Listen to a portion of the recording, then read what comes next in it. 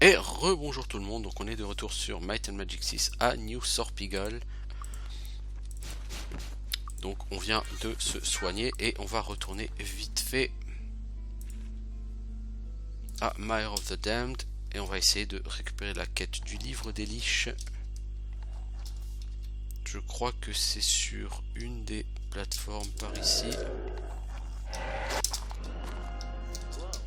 Voilà, c'est ça. Terriros veut que nous détruisions le livre des liches. Et du coup on va retourner dans cette salle. Et voilà, le livre des liches, il était là.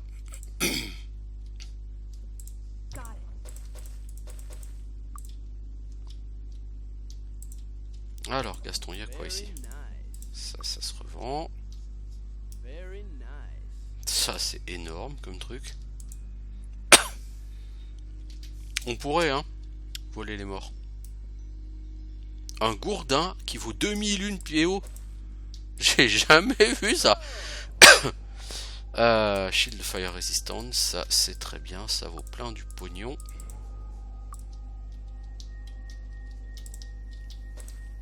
« 3000 gold par terre, c'est nickel.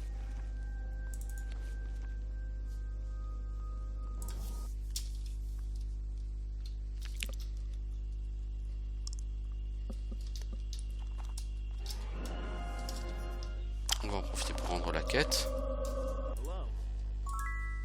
Merci, nous avons toute ta gratitude. Ah, sans ça, on n'aurait jamais pu vivre. Voilà. Donc le château d'Arkmoor, c'était en speed. J'aurais pu y passer beaucoup plus de temps. Je déteste ce château. C'est très sympa de le faire une fois ou deux dans sa vie. Histoire de... voilà, histoire de savoir ce que c'est. Mais quand vous l'avez fait 2-3 fois... Si vous pouvez zapper les méga bastons, parce qu'il y a des sacrés méga bastons, bah vous les évitez. Pourquoi je retourne chez l'oracle? C'est pas ici qu'il faut aller. J'avais dit, je vais m'occuper du feu, de la terre, pardon, et il me restera plus que le couloir à l'est, qui doit être le couloir de l'eau.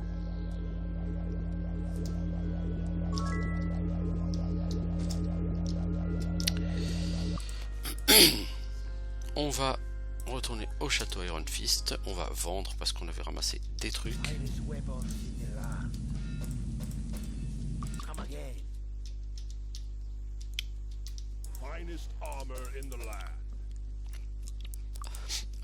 Bon, avec tout l'argent que j'ai plus besoin du tout de gagner d'argent jusqu'au bout du jeu là.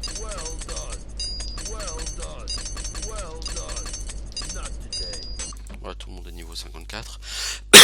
Donc je disais, en leather il faut arriver à 10.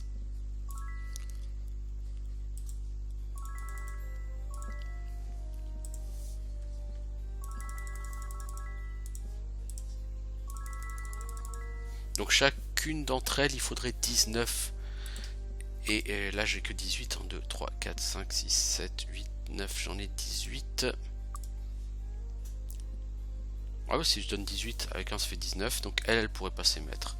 C'est qui a la plus mauvaise classe d'armure? Elle de loin. Bah, je vais donner à elle tous les trucs pour qu'elle puisse devenir maître en armure de cuir. Elle aussi. Puis je vais lui donner une armure de cuir éventuellement. Qu'elle puisse porter.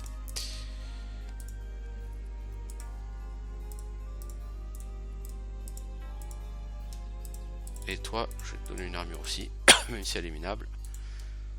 Ok, toi tu peux vendre ça, toi tu peux faire réparer ça. Toi, tu vas pouvoir enfin récupérer un peu de place dans ton inventaire.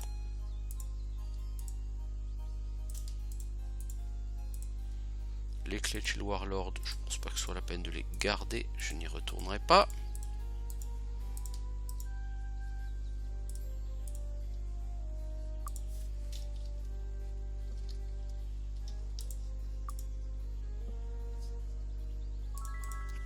Voilà. J'ai 3 personnes qui peuvent passer maître en armure de cuir, donc on va le faire. Et après on va aller vers le château Alamos, qui est dans une zone où nous n'avons jamais été. L'eau des anguilles. L'eau infestée d'anguilles, ou je sais plus comment ça s'appelle. Bon, peu importe. En vérité, c'est pas le nom qui compte.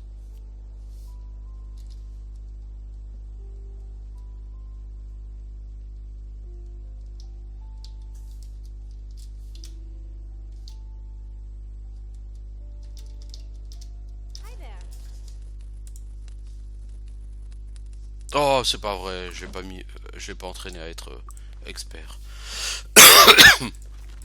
Toi, pose-moi une Lloyd's Beacon, s'il te plaît. Toi, rappelle-nous à Château Iron Fist. Si j'oublie de faire le boulot, ça n'ira pas, quoi.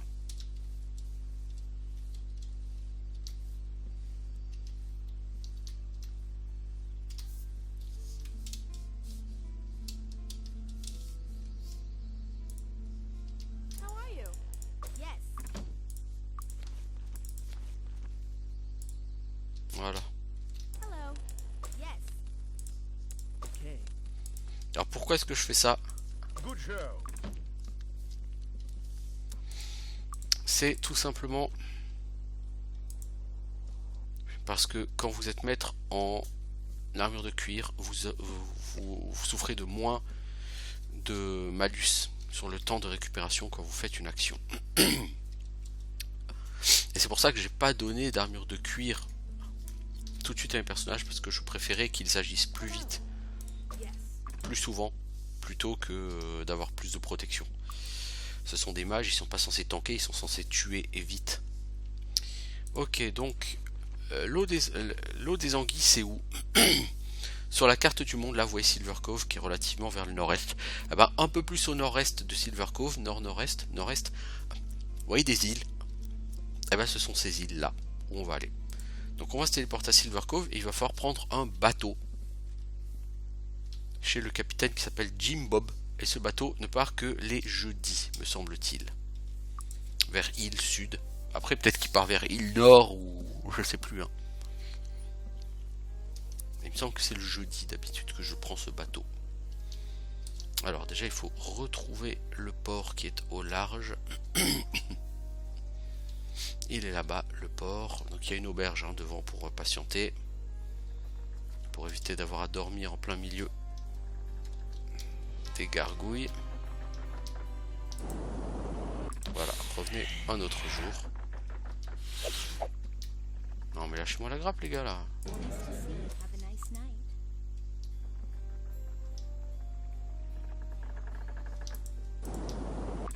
Revenez un autre jour. Certes, certes. Ça me coûte que 4 pièces d'or de dormir. C'est pas très gênant.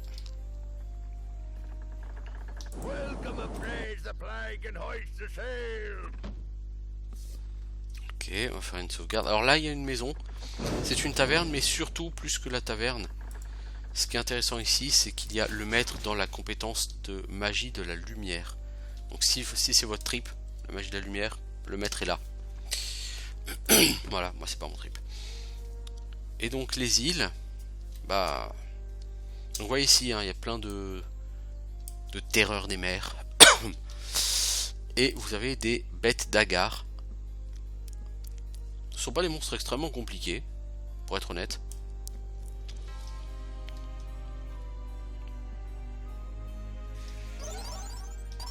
Agar était l'un des grands magiciens dans l'histoire des Might and Magic.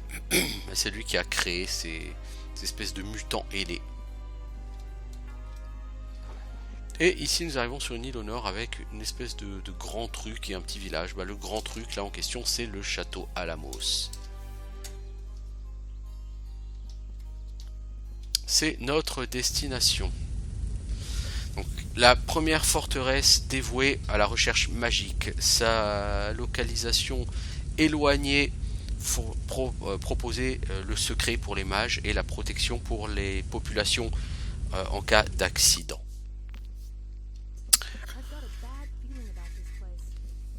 T'as un bad feeling, mais je veux pas traîner. Sur toi.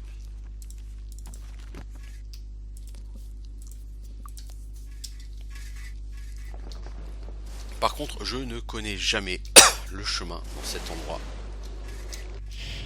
Wow. Je crois que c'est par là quand même. Hein.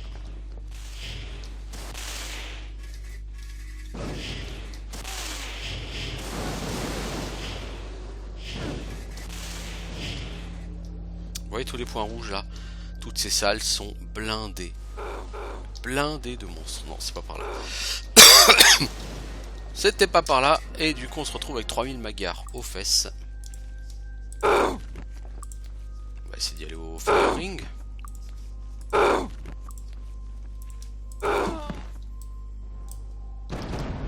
Ok, non mais surtout les gars, balancez-vous le feu dans les murs, c'est plus rigolo. Matron Magyar.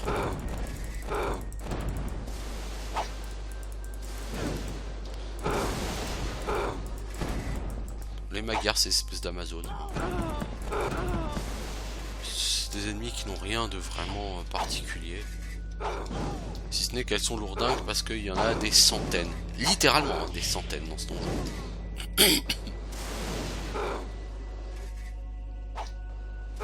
Ah, je crois que c'est par là. J'en suis pas sûr, mais je crois que c'est par là. Ouais, c'est là.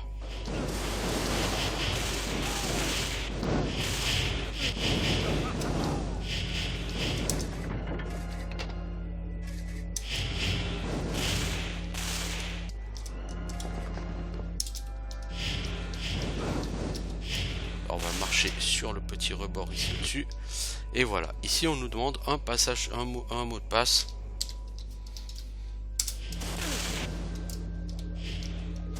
Je le connais. Alors pourquoi je fais ça? C'est pas bien de faire ça, c'est pas bien.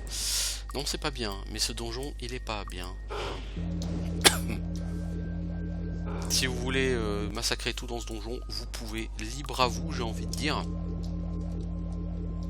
Mais non, définitivement, ce donjon-là, je vais pas m'amuser. Il est juste infernal.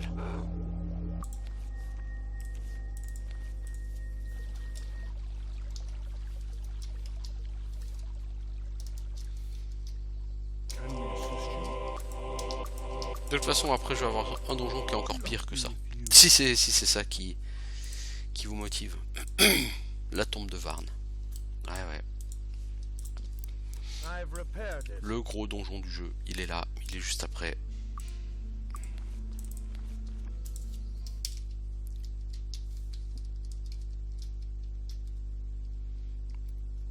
Donc là, on a le 4e cristal.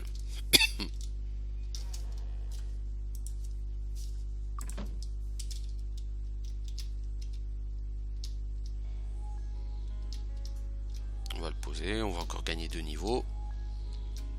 Tranquillement.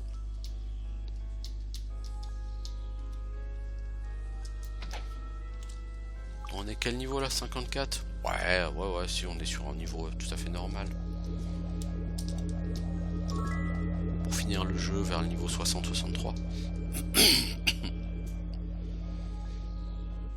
Donc là on a posé les 4 cristaux. Donc logiquement on peut retourner voir l'oracle.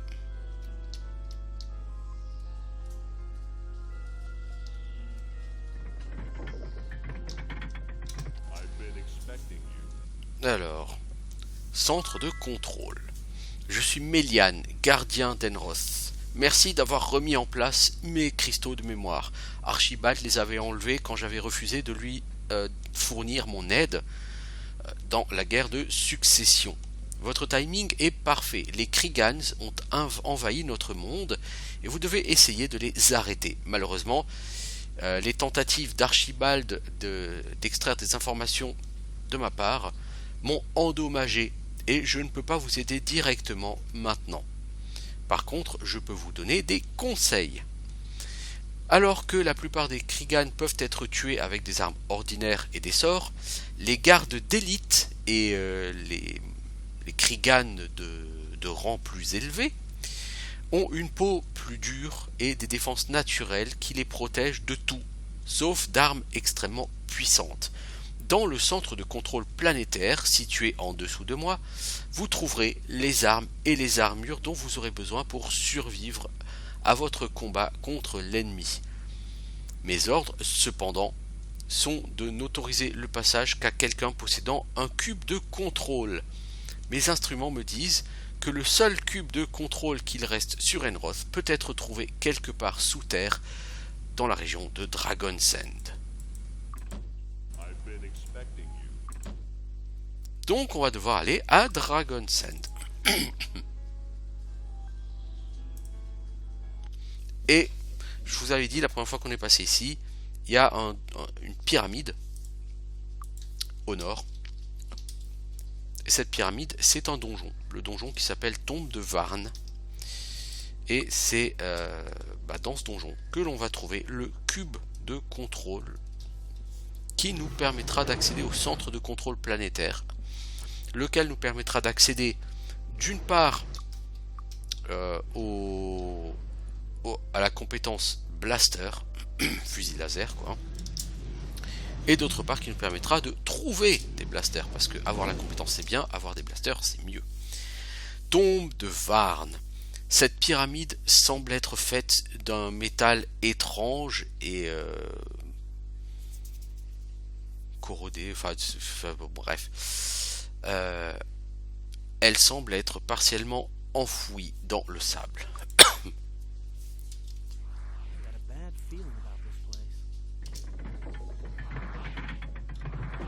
Ce donjon est le donjon le plus gros du jeu et c'est l'un des plus gros donjons que j'ai jamais vu dans tous les jeux de rôle que j'ai fait.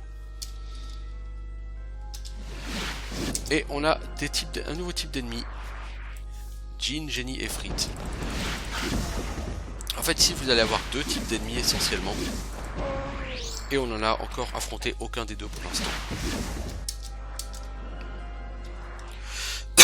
Donc les génies sont la version faible, ils ont quand même 200 PV, et eux-mêmes font des dégâts d'eau et résistent, donc sont totalement même immunisés aux dégâts d'eau. On va trouver quand même pas mal de bons stuff sur eux. On va pas pour autant nettoyer tout le donjon, parce que vraiment j'ai pas envie de mettre 150 heures à finir ce donjon.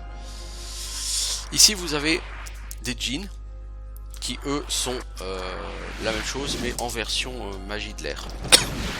Eux font des dégâts de type éclair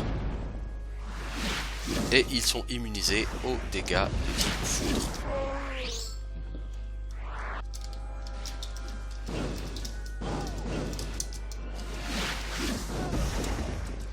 Beaucoup de stuff dis donc sur ces gars là aujourd'hui.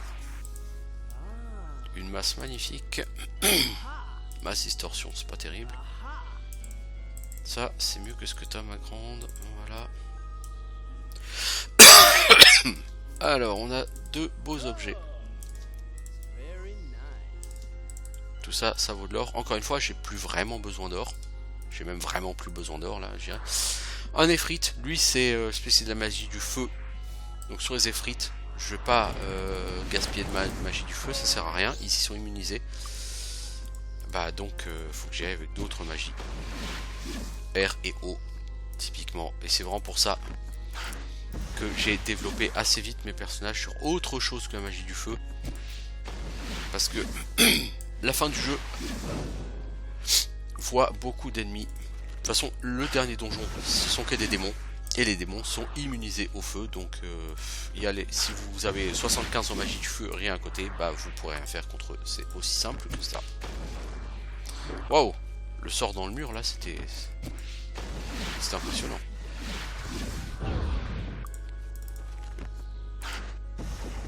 Non les gars là, sérieusement, faut arrêter de balancer le sort dans le mur, je vous assure, c'est pas efficace. Alors ce donjon, c'est le donjon d'origine Star Trek. Alors, vous arrivez à déchiffrer le message inscrit en hiéroglyphe. Alors, bien que la traversée du vide soit longue et soit un voyage long et ardu, les terres que vous trouvez au bout seront douces et vierges, que ce soit pour les ancêtres ou pour les ennemis. Alors, prenez à cœur que les enfants de vos enfants vivent dans un monde parfait, libre de toute guerre, libre de la famine et libre de la peur. Rappelez-vous votre devoir sacré de prendre soin du vaisseau sur son long voyage et de faire en sorte qu'elle arrive, ou qu'il arrive en l'occurrence, en bon état sur la terre promise. Prenez bien soin du gardien et gardez-la en sécurité pour que le bateau ne rencontre pas un sort malencontreux, quoi. Donc là on parle de voyage intersidéral. On est sur un jeu Heroic Fantasy et pourtant on est sur un voyage intersidéral avec un bateau, avec une terre promise, avec... Mais à la base c'est ça Might and Magic. C'est une série qui certes se passe dans des univers médiévaux fantastiques, mais qui en réalité sont des espèces de déclinaisons de mondes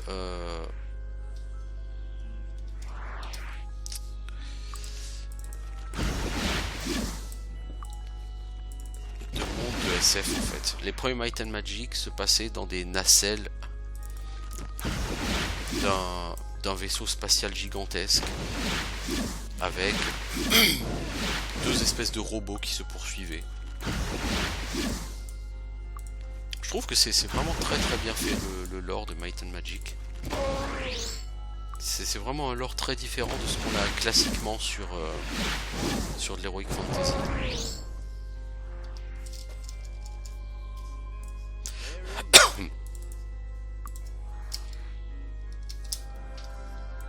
Donc là on n'est pas encore rentré dans le donjon. Hein. Et là un nouveau type de monstre qu'on n'a pas encore affronté, les défenseurs de Varn. On aurait pu en rencontrer un si on avait fait le hall du Fire Lord. Il y en a un au fin fond du donjon. C'est lui qui a le fameux crâne de cristal dont j'avais parlé, que j'ai pas été récupéré. C'est peut-être pas forcément une bonne idée, ça verra bien. Bon, on arrivera à survivre un sans. Et ça, ce sont des ennemis de très haut niveau. Alors bon, les défenseurs ils sont faibles. Les gardiens sont des plaies. Les gardiens sont immunisés aux dégâts magiques. Et ils ont 900 et quelques points de vie. Et c'est pour ça que j'ai pris, au lieu de mettre magie de l'eau à tout le monde, il y a deux personnes à qui j'ai donné magie de l'air, parce que magie de l'air, il y a implosion, et implosion fait des dégâts physiques et non pas magiques. Donc, contre les gardiens de Varn, ça donnera un bon petit boost de dégâts. Rapporte quand même pas mal d'or, hein, ces gens. Ce qu'on va faire par contre, c'est qu'on va poser une Lloyd's Beacon. Parce qu'on va en poser un paquet ici, c'est grand, on aura beaucoup besoin de revenir en arrière.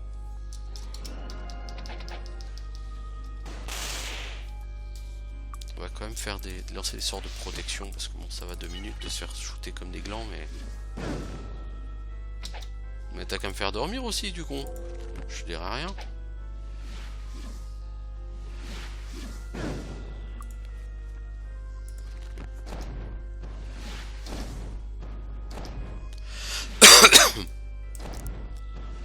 Bon, Roderick, t'as pas protection contre... J'ai pas protection contre le froid. Oh là là, j'ai déconné là.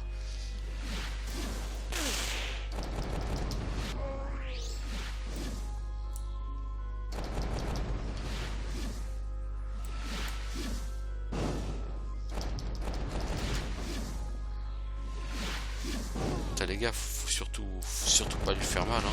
Des bolts à 2 points de dégâts quoi. Faites gaffe, c'est trop dangereux. Donc là, on a un génie qui est pris dans le mur.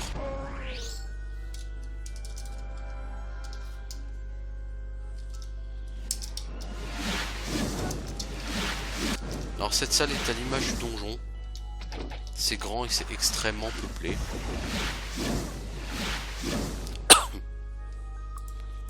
Allez, on se réveille. Et c'est assez compliqué quand même, hein, ici. C'est tout sauf une balade de santé, croyez-moi.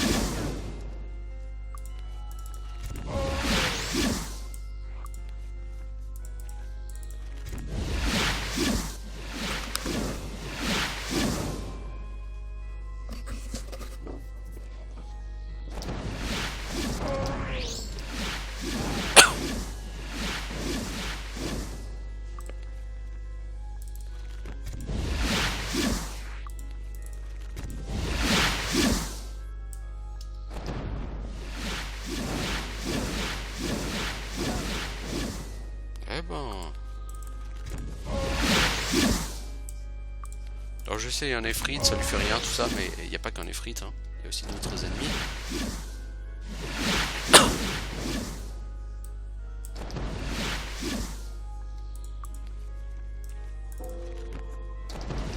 Allez, debout, c'est l'heure de se lever. Faut aller bosser.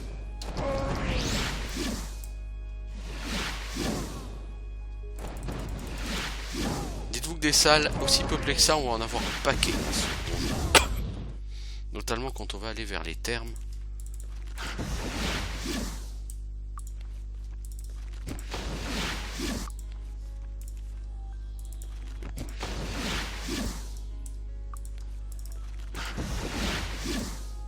Ah, les frites, il prend cher. Hein. Moi aussi, hein, cela dit.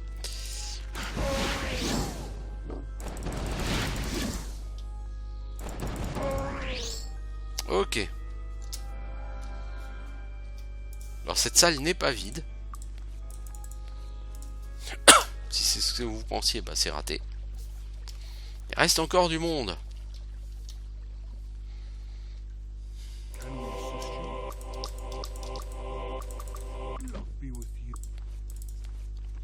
Et on va retourner à la tombe de Varn. Voilà.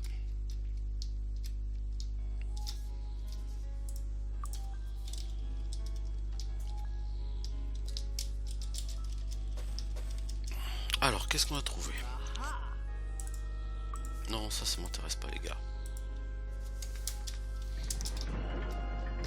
Ah bah, il n'y a plus que lui.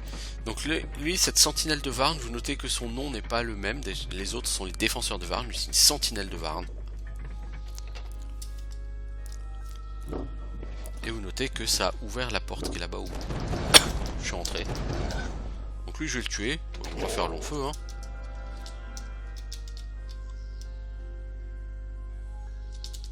Et il y avait une clé. Clé de la porte de derrière. Porte de derrière, qu'est-ce donc que ça? Eh ben, on va regarder. Et là, on entre dans le donjon. Donc voilà la tombe de Varn. C'est tellement grand qu'on ne voit pas au bout. C'est un donjon gigantesque. Et là, ça fait quasiment une demi-heure qu'on y est. Donc, je vais arrêter ici. C'est un excellent point pour arrêter. Je vais juste poser une Lloyd's Beacon. Oh, non, c'est même pas la peine de poser. Donc voilà, la tombe de Varn, ça va nous occuper un moment. Ça dit, une fois que la tombe de Varn sera finie, le jeu sera fini sous peut-être 2-3 heures. Donc, voilà, on approche quand même du bout, puisqu'on a fini la deuxième série de quêtes principales, donc les cristaux. Maintenant, la troisième série, c'est acquérir les blasters et aller tuer les démons. Donc, on est quand même déjà bien avancé et bah on poursuivra ça la prochaine fois sur Might and Magic 6, le mandat céleste. En attendant, je vous souhaite une bonne soirée et je vous dis à bientôt.